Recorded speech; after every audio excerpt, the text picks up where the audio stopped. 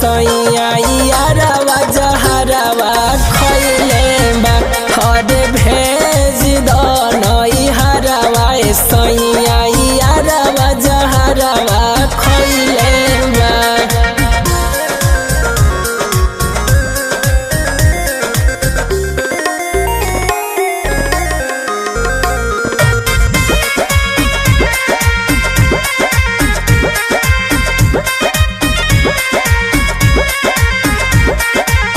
तीन दिन से छोड़ले बा ओने औरी दानवा देखी ना जे हमारा के दे दी जानवा।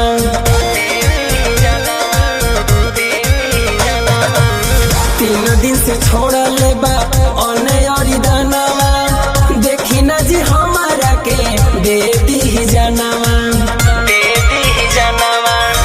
जेलवा के सदर अस्पतालवा जपला रे फर कइले बा हरे भेज दो नई हरवा सैया यारवा जहरवा खैले बा हरे भेज दो नई हरवा सैया यारवा जहरवा खैले बा।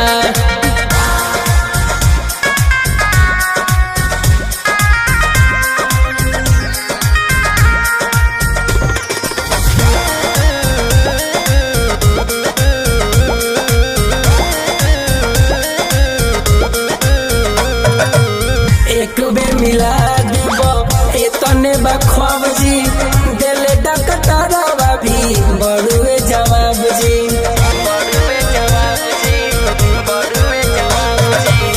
एक बेर मिला देबो एतने बखवाब जी